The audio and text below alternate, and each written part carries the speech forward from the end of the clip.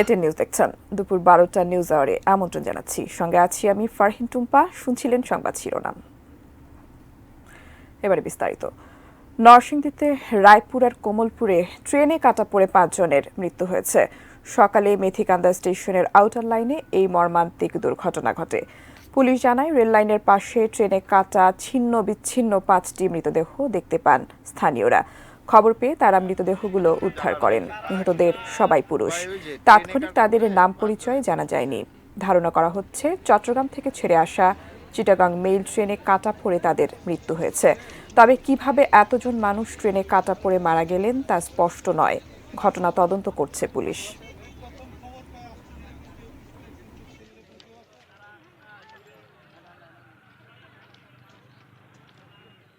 এখনো নির্দিষ্ট করে বলা যাচ্ছে না, তবে আমরা ধারণা করতেছি যে ভোরের দিকে কয়েকটি ট্রেন যায়, হয়তো ভোরের দিকে ট্রেনেও ঘুরতে পারে। তথ্য প্রযুক্তির সহায়তায় আমরা লাশের শনাক্ত করার চেষ্টা করি। রায়পুরায় মেথিকান্দা স্টেশনের কাছে ট্রেনে কাটা পড়ে 5 জনের মৃত্যুর বিষয়ে বিস্তারিত জানতেই যুক্ত হচ্ছি নরসিংদী প্রতিনিধি বেনজির আহমেদ বেনুর সাথে। বেনু, এই মুহূর্তে কি আপডেট রয়েছে ঘটনার, জানাবেন? জি টুম্পা, আপনি যেটা বলছিলেন যে এই এত বড় ঘটনা, 5 জনের মৃত্যু হয়েছে ট্রেনে কাটা পড়ে। এলাকাবাসী কেউ দেখতে পারে নাই। পুলিশ বলছে যে তারা ঘটনাস্থল থেকে লাশগুলি উদ্ধার করে নরসিংদীতে পাঠাবে, কিন্তু এখানে দুরসা রয়েছে। কেউ কেউ বলছে যে কোথাও থেকে এনে লাশগুলো এখানে ট্রেনের নিচে ফেলে দেওয়া হয়েছে, আবার কেউ কেউ বলছে ট্রেনে যাওয়ার পথে এই 5 জন পুরুষ এখানে নিহত হয়েছে ট্রেনে কাটা পড়ে। তবে বিস্তারিত জানতে আরেকটু সময় লাগবে। পুলিশ ধারণা করছে যে ট্রেনেই কাটা পড়েছে। রেলওয়ে স্টেশন মাস্টারের সাথে কথা হয়েছে, তিনি বলছেন যে ট্রেনে কাটা পড়েছে কমলপুরে যে 5 জনের লাশ শনাক্ত করে যদি মর্গে নিয়ে পোস্টমর্টমের পরে যে রিপোর্ট আসে, ওই রিপোর্টের পরে বোঝা যাবে ওদেরকে কি হত্যা করা হয়েছে নাকি ট্রেনে কাটা পড়েছে। এই ছিল আমার কাছে। এখন পরবর্তী সময় আমি আবার আপডেট জানাবো ঘটনাস্থল থেকে। ধন্যবাদ আপনাকে। প্রতিনিধি বেনজির আহমেদ বেনু জানাচ্ছিলেন রায়পুরের মেথিকান্দা স্টেশনের কাছে ট্রেনে কাটা পড়ে 5 জনের মৃত্যু হয়েছে সেই খবরাখবর। 4 দিনের দ্বিপক্ষীয় সফরে চীনের রাজধানী বেইজিং এর উদ্দেশ্যে রওনা হয়েছেন প্রধানমন্ত্রী শেখ হাসিনা। আজ বেলা 11:10 বিমান বাংলাদেশ এয়ারলাইন্সের একটি ফ্লাইট প্রধানমন্ত্রী ও তার সফর সঙ্গীদের নিয়ে হযরত শাহজালাল আন্তর্জাতিক বিমানবন্দর ত্যাগ করেছে। বিমানবন্দরে আওয়ামী লীগ সাধারণ সম্পাদক এবং সড়ক পরিবহন ও সেতু মন্ত্রী ওবায়দুল কাদের সহ মন্ত্রী পরিষদের সদস্য, আওয়ামী লীগের সিনিয়র নেতৃবৃন্দ ও সামরিক এবং বেসামরিক উচ্চপদস্থ সরকারি কর্মকর্তারা প্রধানমন্ত্রীকে বিদায় জানান। প্রধানমন্ত্রীর চীন সফরে 2 দেশের মধ্যে 20টি সমঝোতা স্মারক সই হওয়ার সম্ভাবনা রয়েছে। এই সফরে চীনের প্রেসিডেন্ট শি জিনপিং এবং চীনের প্রধানমন্ত্রী লি কিয়াংয়ের সঙ্গে দ্বিপাক্ষিক বৈঠকে মিলিত হবেন। আগামী 11 জুলাই বাংলাদেশ বিমানের একটি বিশেষ ফ্লাইটে প্রধানমন্ত্রী চীন থেকে ঢাকার উদ্দেশ্যে রওনা হবেন।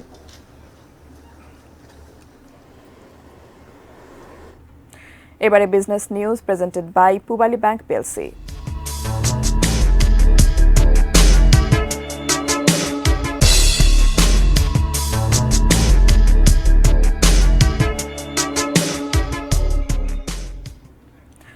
প্রধানমন্ত্রীর চীন সফরে গুরুত্ব পাচ্ছে অর্থনীতি। সম্ভাবনা আছে মুক্ত বাণিজ্য সহ বেশ কিছু চুক্তি আর সমঝোতা স্মারকের। সফরে বাণিজ্য ঘাটতি কমানো, বিনিয়োগ বাড়ানোর তাগিদ ব্যবসায়ী আর অর্থনীতি বিশ্লেষকদের। আরাফাত ইসলাম শুভর বিশেষ রিপোর্ট। দেশের অন্যতম বড় উন্নয়ন ও বাণিজ্য সহযোগী চীন, সেই দেশটির সফরে এখন প্রধানমন্ত্রী শেখ হাসিনা। আর এই সফরকে কেন্দ্র করে জোরালো হয়ে উঠেছে নতুন করে ব্যবসা, বিনিয়োগ আর অর্থনৈতিক সম্ভাবনার।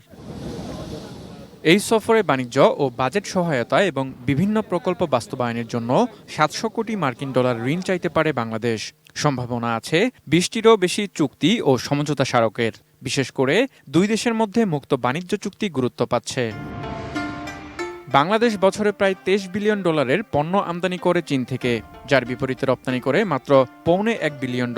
অন্যদিকে 98% পণ্যে শুল্কমুক্ত সুবিধা দিলেও চীনে রপ্তানি বাড়াতে পারছে না বাংলাদেশ।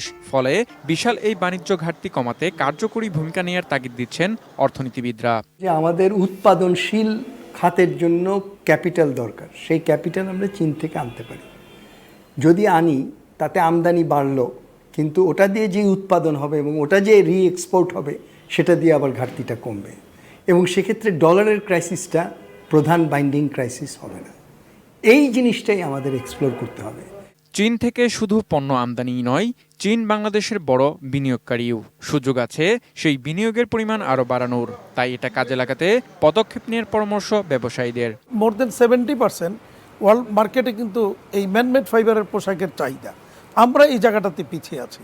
তো টেকনোলজি নিয়ে যদি চায়নারা এখানে আসে তাহলে এটা আমাদের জন্য একটা বিশাল ইন্ডাস্ট্রির জন্য বিশাল উপকার হবে বলে আমরা মনে করছি। শঙ্কার যে জায়গাটা, যে এখানে যদি গ্যাস বিদ্যুতের এই সংকটের অবস্থাটা দেখে তাহলে তারা একদিকে ইন্টারেস্ট হারিয়ে ফেলবে। দ্বিতীয়ত হলো কাস্টমস পয়েন্টে মানে এনবিআরের 3টা ডিপার্টমেন্ট যেভাবে ব্যবসায়ীদেরকে হয়রানি করছে, এই চিত্র যদি তারা দেখে তাহলে তারা এখানে আসবে না। এর আগে সবশেষ 2019 সালের জুন মাসে প্রধানমন্ত্রী শেখ হাসিনা চীন সফরে গিয়েছিলেন। 5 বছর পর আবারও চীন সফরে প্রধানমন্ত্রী। ভারত সফরের পরপরই তার এই সফর কেবল অর্থনৈতিকই নয়, রাজনৈতিকভাবেও হয়ে উঠেছে বেশ কৌতূহলপূর্ণ। আরাফাত ইসলাম শুভ, এটিএন নিউজ, ঢাকা। শিক্ষকদের আন্দোলন প্রসঙ্গ। অনির্দিষ্টকালের কর্মবিরতিতে কুমিল্লা বিশ্ববিদ্যালয় স্থবির হয়ে পড়েছে।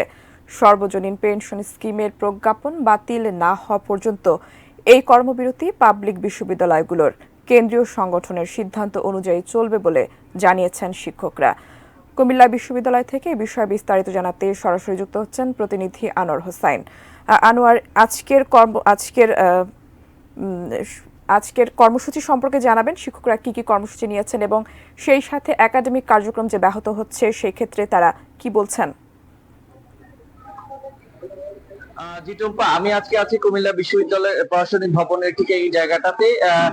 আজকে প্রায় 8তম দিন কিন্তু হয়ে গেল বিশ্ববিদ্যালয়গুলো, পাবলিক বিশ্ববিদ্যালয়গুলো যেগুলো রয়েছে তাদের যে কর্মবিরতি, শিক্ষক সমিতি, অফিসার অ্যাসোসিয়েশন কিংবা তৃতীয় চতুর্থ শ্রেণীর যে কর্মচারীদের যে সমিতিগুলো রয়েছে সেই সংগঠনগুলোর প্রত্যেকটি স্তরেই কিন্তু তারা এই কর্মবিরতি পালন করছেন। যেই সর্বজনীন পেনশন স্কিমের প্রত্যেক স্কিমের কথা বলা হচ্ছে, যে প্রজ্ঞাপন জারি করা হয়েছে সেটি যদি বাতিল না করা হয় তারা কেন্দ্রীয় সিদ্ধান্ত অনুযায়ী কিন্তু এই অনির্দিষ্টকালের জন্য তারা কর্মবিরতি পালন করবে বলে আমাদেরকে জানিয়েছেন।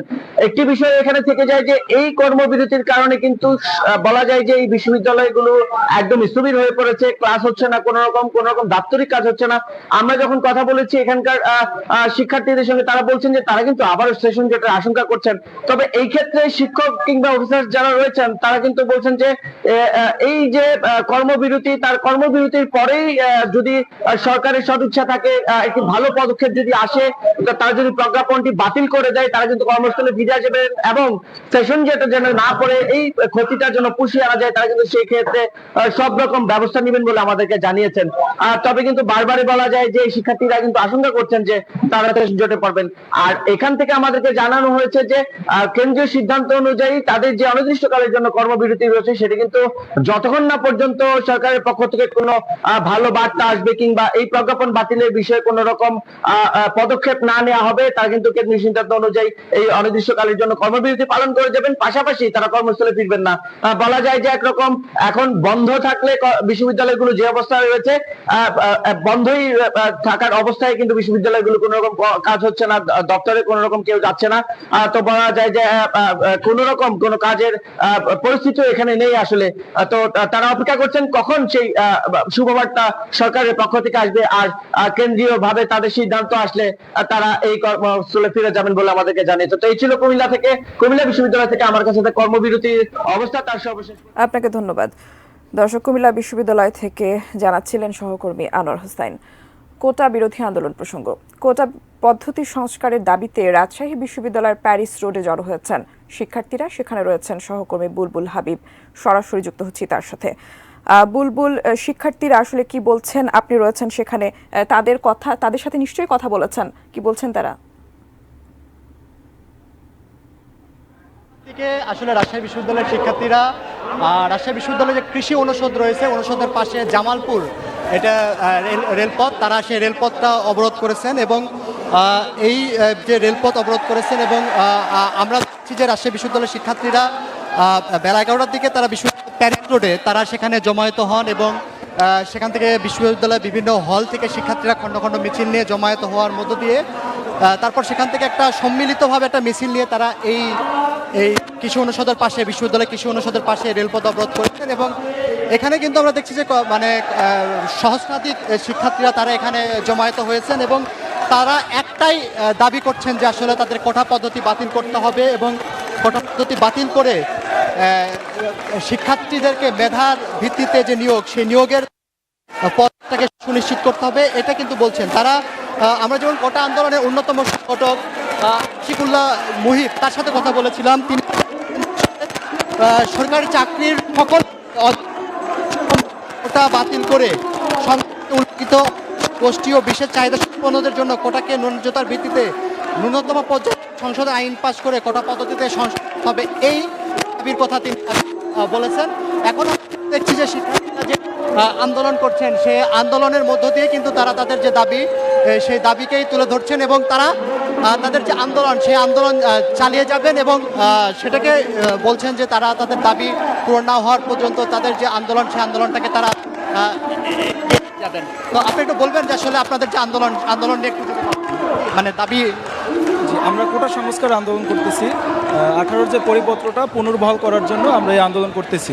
আমরা আপনাদের মাধ্যমে জানাতে চাই, যারা দেশটাকে পরিচালনা করে এবং যেই সমস্ত লোকজন আমাদের উপরে এই অনৈতিক এবং যে এইটা চাপিয়ে দিচ্ছে, আমাদের অধিকারগুলো হরণ করছে, তাদের মাধ্যমে বলতে চাই, আপনারা এই কোটা পদ্ধতি রেখে দেশটাকে অচল করার যে বা মেধা শূন্য করার পায়তারা চালাচ্ছেন, এইটা থেকে সরে আসুন। আপনার প্রকৃত মেধার মূল্যায়নটা করতে শিখেন।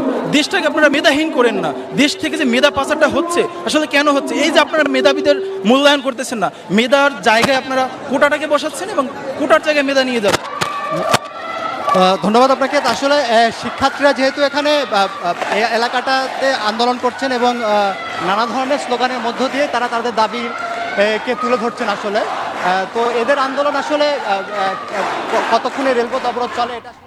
ধন্যবাদ আপনাকে। দর্শক, কোটা পদ্ধতি সংস্কারের দাবিতে আন্দোলনরত শিক্ষার্থীদের খবরাখবর জানাচ্ছিলেন সহকর্মী বুলবুল হাবিব। কোটা সংস্কারের দাবিতে রংপুরের বেগম রোকেয়া বিশ্ববিদ্যালয়ে চলছে শিক্ষার্থীদের বিক্ষোভ। বিশ্ববিদ্যালয়ের সামনে থেকে সরাসরি যুক্ত হচ্ছেন প্রতিনিধি শাহরিয়ার মিম। মিম, কি দেখছেন অবস্থা সেখানকার, জানাবেন। আজকে কোটা সংস্কারের দাবিতে শিক্ষার্থীরা কি কি কর্মসূচি নিয়েছেন জানাবেন।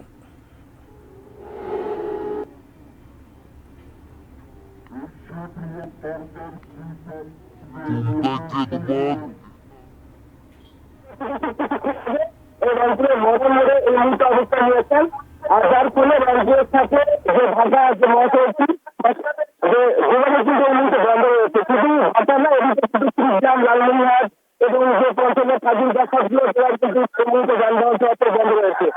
আপনাদের কিন্তু জানিয়ে রাখি যে 2018 সালের যে পরিপত্র বহন এবং কমিশন গঠন করে বিদ্যুতের সময় কোটা পদ্ধতি সংস্কার দাবিতে এই সমাবেশ আমরা এই মুহূর্তে শিক্ষার্থীদের সঙ্গে বসে দেখি। আপনারা আসলে মানসিক সমস্যা হচ্ছে, রাস্তা বন্ধ করে দিয়েছেন। আপনার কেমন দেখেছেন লাইভে আছি।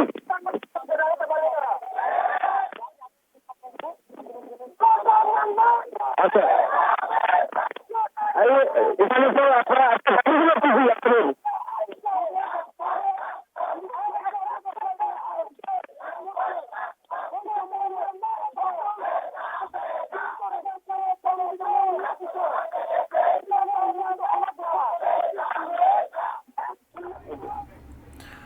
ধন্যবাদ আপনাকে।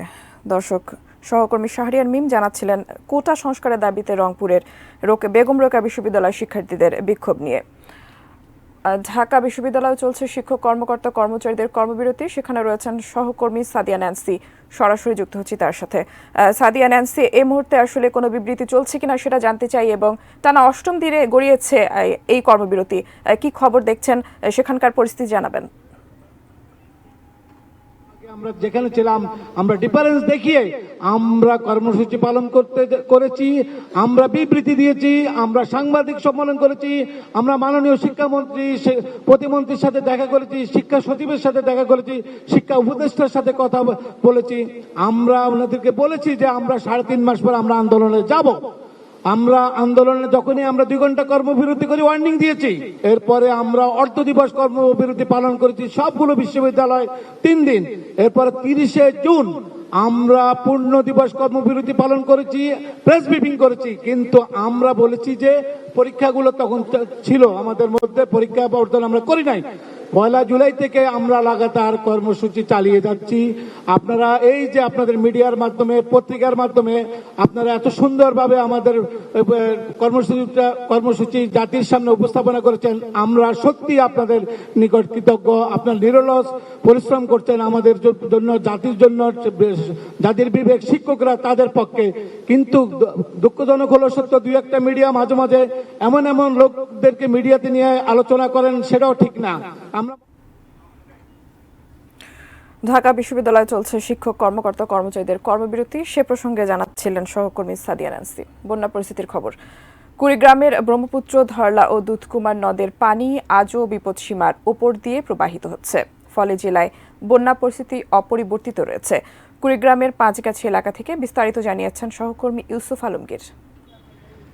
কুড়িগ্রামের সার্বিক বন্যা পরিস্থিতি অপরিবর্তিত রয়েছে এবং জানিয়ে রাখতে চাই, কুড়িগ্রামের উপর দিয়ে প্রবাহিত ধরলা, ব্রহ্মপুত্র, তিস্তা, দুধকুমার সহ 16 নদ-নদীর পানি বলা চলে যে বিপদসীমার উপর দিয়ে বইছে এবং পানি বৃদ্ধির কারণে পুরো জেলার যে 72টি ইউনিয়ন আছে তার মধ্যে প্রায় 46টি ইউনিয়ন কিন্তু পানিবন্দী হয়ে পড়ছেন মানুষজন, বন্যা কবলিত হয়ে পড়েছে মানুষজন এবং এই সব নদী অঞ্চলের এবং নদী অববাহিকায় বাড়িঘরে পানি ঢুকেছে এবং মানুষজন নানান দুর্ভোগে আছেন। এবং জানিয়ে রাখতে চাই যে জেলা প্রশাসনের উদ্যোগে 20 লক্ষ টাকা, 21 লক্ষ টাকা এবং প্রায় 300 মেট্রিক টন চাল, ঝিয়ার চাল বরাদ্দ করা হয়েছে এবং শুকনো খাবার কিছু বরাদ্দ করা হয়েছে এবং যেটি পর্যায়ক্রমে বন্যা কবলিত মানুষদের কাছে পৌঁছে দেওয়া হচ্ছে। তবে এমন বাস্তবতায় প্রায় 1.5 লক্ষাধিক মানুষজন কিন্তু এই পানিবন্দী অবস্থায়, বন্যা কবলিত অবস্থায় আছেন এবং এখনও পর্যন্ত সেই অর্থে এই বেসরকারি সহায়তা কিন্তু চোখে পড়েনি। বন্যা কবলিত মানুষজন বলছেন যে সরকারের পাশাপাশি বেসরকারি উদ্যোগ যদি এগিয়ে আসে তাহলে মানুষদের দুর্ভোগ অনেকটাই কমবে এবং দ্রুততম সময়ে পানি যদি না নেমে যায় তাহলে মানুষের দুর্ভোগ কিন্তু আরও বাড়বে। বিএনপির চেয়ারপারসন বেগম খালেদা জিয়ার শারীরিক অবস্থার অবনতি হওয়ায় আবারও তাকে হাসপাতালে নেওয়া হয়েছে। আজ ভোর 5টার দিকে সাবেক এই প্রধানমন্ত্রীকে রাজধানীর এভারকেয়ার হাসপাতালে ভর্তি করা হয়। এর আগে ভোর 4:15টার দিকে অ্যাম্বুলেন্সে করে গুলশানের বাসভবন ফিরোজা থেকে হাসপাতালের উদ্দেশ্যে নেওয়া হয় খালেদা জিয়াকে। এ সময় খালেদা জিয়ার ব্যক্তিগত চিকিৎসক ও বিএনপির ভাইস চেয়ারম্যান অধ্যাপক AZM জাহিদ হোসেন তার সঙ্গে ছিলেন। তিনি জানান, হৃদরোগ বিশেষজ্ঞ অধ্যাপক শাহাবুদ্দিন তালুকদারের নেতৃত্বে বিশেষজ্ঞ চিকিৎসকদের অধীনে ভর্তি করা হয়েছে বিএনপি চেয়ারপারসনকে।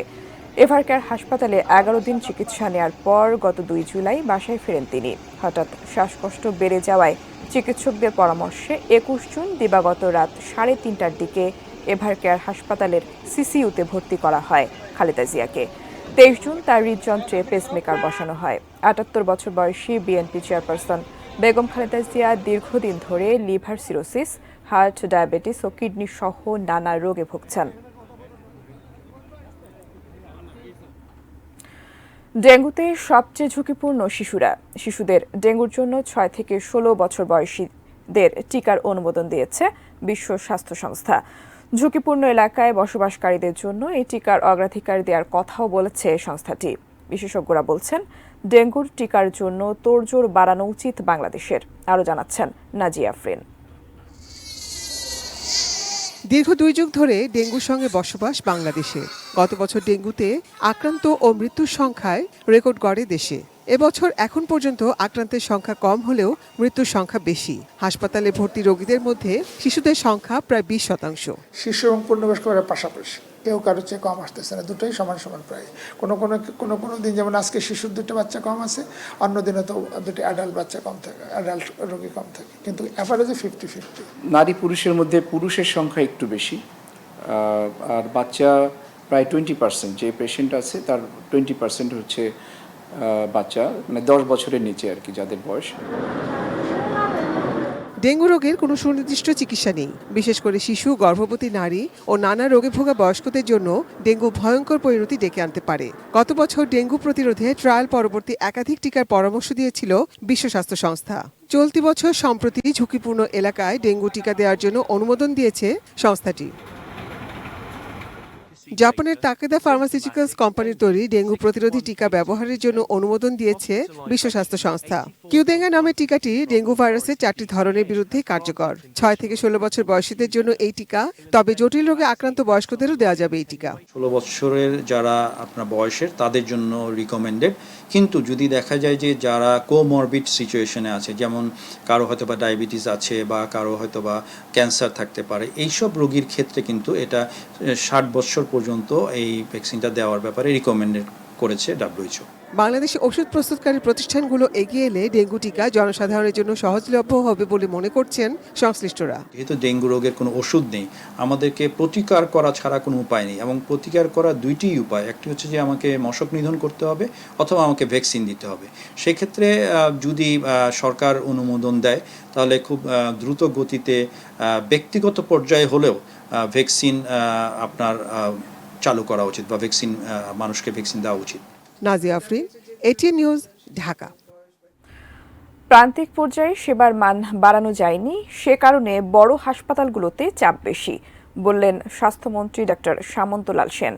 নানা সীমাবদ্ধতার মধ্যেও চিকিৎসকদের সর্বোচ্চ সেবা দেওয়ার মানসিকতার প্রশংসা করেন তিনি।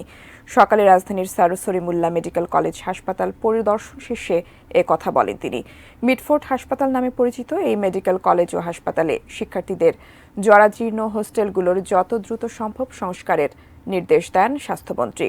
ঐতিহ্যবাহী হাসপাতালটিতে বেড সংকট, অপরিচ্ছন্ন পরিবেশ, ডাম্পিং এবং চারপাশে অবৈধ দখলদারির বিষয়ে নজরদারি বাড়ানোরও নির্দেশ দেন তিনি।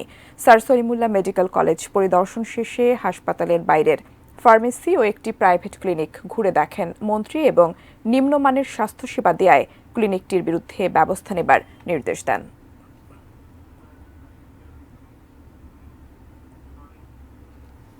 আমি কথা কম কাজ বেশি এতে বিশ্বাস করি। আপনাদের যে সমস্যাগুলো শুনলাম তার একটাই সমাধান, যে আমরা যদি হাসপাতালটাকে সংস্কার করতে পারি। যে সমস্ত পুরনো বিল্ডিং এগুলো আমরা যদি সংস্কার না করি, উপরওয়ালা মাফ করুক, যে কোনো সময় যে কোনো একটা দুর্ঘটনা এবং এর দায়িত্ব কিন্তু আমাদের সবার উপরে পড়বে, কেউ বাদ যাবে না। আপনাকে ধন্যবাদ। দর্শক, বগুড়ার রথযাত্রায় বিদ্যুৎপৃষ্ট হয়ে নিহত হয়েছেন 5 জন, সেখান থেকে জানাচ্ছিলেন সহকর্মী চপল সাহা। হবিগঞ্জের আজমিরিগঞ্জে পানিতে ডুবে মারা যাওয়া 2 শিশুর মৃতদেহ শ্মশানের সমাধি থেকে তুলে নদীতে ভাসিয়ে দেওয়ার অভিযোগ উঠেছে। ঘটনার পর এলাকায় ব্যাপক তোলপাড় সৃষ্টি হয়েছে। প্রতিনিধির পাঠানো তথ্য ছবিতে ডেস্ক রিপোর্ট। গত 29 জুন হবিগঞ্জের আজমিরিগঞ্জ উপজেলার পাহাড়পুর গ্রামের রুবেল দাসের 6 বছর বয়সী ছেলে সূর্য দাস ও মামুদপুর গ্রামের গোবিন্দ দাসের 7 বছর বয়সী ছেলে প্রলয় দাস পানিতে ডুবে মারা যায়। স্থানীয়রা জানান, সনাতন ধর্মের রীতি অনুযায়ী শিশুদের মৃতদেহ দাহ না করে শ্মশানের পাশে সমাহিত করা হয়। সে অনুযায়ী ওই দিন সন্ধ্যায় 2 শিশুর মৃতদেহ গ্রামের শ্মশান ঘাটে সমাহিত করা হয়। কিন্তু বিষয়টি জানার পর পাহাড়পুর শ্মশানঘাট কমিটির সাধারণ সম্পাদক দীপেশ সরকার সহ অন্য পঞ্চায়েত নেতারা ক্ষুব্ধ হন। তারা মৃত শিশুদের স্বজনদের কাছে এ ব্যাপারে ব্যাখ্যা চান এবং মৃতদেহ সমাধি থেকে তুলে পানিতে ভাসিয়ে দেওয়ার নির্দেশ দেন। গ্রাম পঞ্চায়েতের প্রধান দীপেশ সরকার উনি আমাকে ফোনে ডাকলেন, তো গেলাম। বলছে যে তোমার ছেলে লাশ এখনো রাখা নিষেধ, তুমি ছেলের লাশ তুলো। তাদের কাছে হাতে পায়ে ধরে কান্নাকাটিও করে আমার ছেলের জন্য একটু মাটি ভিক্ষা চাইলাম। গ্রামের কমিটি বিছানা ইয়ে করবার লাগিয়া পাঁচ গাড়বার লাগিয়া নদী পাঠাই দেব, নদী পাঠাই দেওয়া হয়েছে। এই ঘটনার বিচার চেয়ে হবিগঞ্জ আইনজীবী সমিতি ও সাধারণ জনগণ মানববন্ধন করেছেন। পঞ্চায়েত কমিটির আদেশ ওইখান থেকে তোলা হয়েছে, তোলার পরে নদীতে ভাসানো হয়েছে। মানবিক দৃষ্টিকোণ থেকে আসলে বিষয়টা খারাপ হয়ে লাগতেছে। এরপর গত 3 জুলাই আজমিরিগঞ্জ আদালতের বিচারক সোহেল ভুঁইয়া 45 দিনের মধ্যে তদন্ত প্রতিবেদন আদালতে দাখিল করতে আজমিরিগঞ্জ থানার ভারপ্রাপ্ত কর্মকর্তাকে নির্দেশ দেন। প্রলয় দাসের বাবা গোবিন্দ দাস এসে 7 জনকে এজাহার নামিয়ে করে এবং অজ্ঞাতনামা 10-12 জনকে দিয়ে একটি এজাহার দায়ের করেন। মামলা নেই, তদন্ত অব্যাহত আছে এবং আসামি গ্রেফতারের জন্য অভিযান পরিচালনা। চন্দন পাল, ডেস্ক রিপোর্ট, ATN নিউজ। নাটোরের সড়ক দুর্ঘটনা রোধে আধুনিক প্রযুক্তির ব্যবহার বেড়েছে। ডিজিটাল ডিভাইসের মাধ্যমে গাড়ির গতিবেগ নির্ধারণ, কাগজপত্রের মেয়াদ বা চালক মাদকাসক্ত কিনা তা সহজে নির্ণয় করছে হাইওয়ে পুলিশ। এতে কমে আসছে অনাকাঙ্ক্ষিত দুর্ঘটনার প্রবণতা।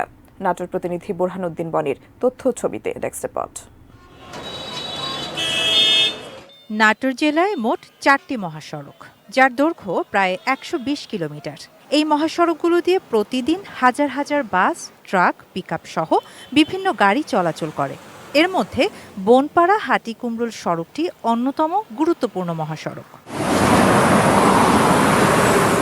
প্রতিদিন উত্তরাঞ্চলের 8টি জেলার মানুষের যাতায়াত এই মহাসড়ক দিয়ে। প্রায়ই ঘটে থাকে ছোট বড় দুর্ঘটনা।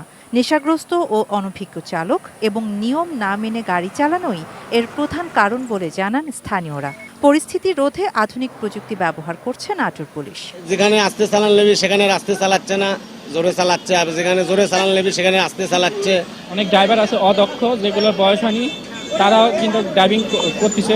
মাদকাসক্ত আছে কিনা ড্রাইভাররা, কাগজপাতি ঠিক আছে কিনা, ড্রাইভারের লাইসেন্স ঠিক আছে কিনা, গাড়ির ফিটনেস, ব্লুবুক সবই দেখে। বর্তমান পুলিশ যে চেকটা দিচ্ছে, এটা যদি দেওয়ার কারণে অ্যাক্সিডেন্ট অনেকটাই কমে গেছে।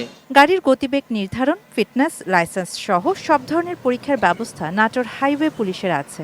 এর ফলে দুর্ঘটনা আগের চেয়ে অনেক কমে গেছে বলে দাবি এই কর্মকর্তার। ফিটনেস বিহীন গাড়ি রাস্তায় চলাচল করতেছে কিনা, শুধু তাই নয়, ড্রাইভাররা কাগজপত্র, ড্রাইভিং লাইসেন্স ঠিক আছে কিনা এবং ড্রাইভাররা মাদকাসক্ত কিনা তা যাচাইয়ের জন্য হাইওয়ে পুলিশের সর্বাত্মক ব্যবস্থা আছে এবং আমরা সে ব্যবস্থা বাস্তবায়ন করতেছি। প্রযুক্তির সঠিক প্রয়োগ এবং প্রশাসনের তদারকিতে সড়ক দুর্ঘটনা আরও কমে আসবে বলে প্রত্যাশা সকলের। Shahana Jahan, desk report, ATN news. Metal presents কৃষি সংবাদ, সুজলা সুফলা।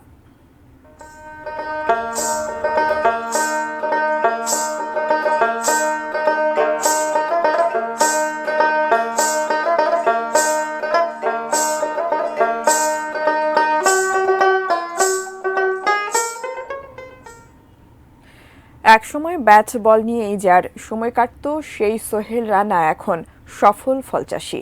মিশ্র ফল আর ফিলিপাইন জাতের আখের আবাদ করে এলাকায় ব্যাপক সাড়া ফেলেছেন। কুষ্টিয়ার মিরপুর উপজেলার সোহেল রানা ছিলেন পেশাদার একজন ক্রিকেটার, কিন্তু শারীরিক অসুস্থতার কারণে ছাড়তে বাধ্য হয়েছিলেন প্রিয় ক্রিকেট খেলা। এরপর ইউটিউবে ভিডিও দেখে উদ্বুদ্ধ হন সোহেল। এখন নিজেদের 3 একর জমিতে শরীফা ফলের পাশাপাশি উন্নত জাতের কলা, কাসাভা সহ ফিলিপাইন জাতের আখের চাষ করছেন। তার বাগানে কাজ করে জীবিকা নির্বাহ হচ্ছে অনেকের। সোহেল রানার মতো আরও উদ্যোক্তা তৈরিতে সব ধরনের সহযোগিতার আশ্বাস দিয়েছে স্থানীয় কৃষি বিভাগ।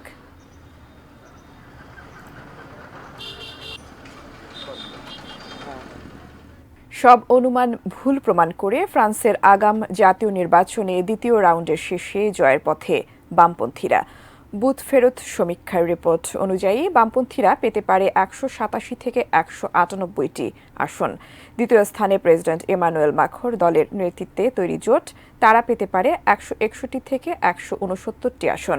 তৃতীয় স্থান নেমে যাচ্ছে অতি দক্ষিণপন্থী দল এনআর, তারা পেতে পারে 135 থেকে 143টি আসন। বামপন্থীরা সর্বোচ্চ আসন পেলেও সরকার গঠনের জায়গায় তারা পৌঁছাতে পারবে না। 577 আসনের ফরাসি পার্লামেন্টে একক সংখ্যাগরিষ্ঠতা পাওয়ার জন্য প্রয়োজন 289টি আসন। বুথ ফেরত সমীক্ষার রিপোর্ট অনুযায়ী তার চেয়ে অনেকটাই পেছনে থাকবে বামপন্থীরা, ফলে ঝুলন্ত পার্লামেন্ট হওয়ার সম্ভাবনা তৈরি হয়েছে। ফ্রান্সের বর্তমান প্রধানমন্ত্রী গ্যাব্রিয়েল আটাল জানিয়ে দিয়েছেন, ফলাফল ঘোষণা হওয়ার পরেই তিনি পদত্যাগ করবেন।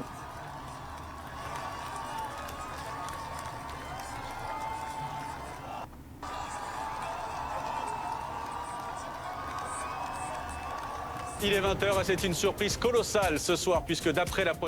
এই ছিল নিউজ আওয়ার, সঙ্গে থাকার জন্য ধন্যবাদ সবাইকে।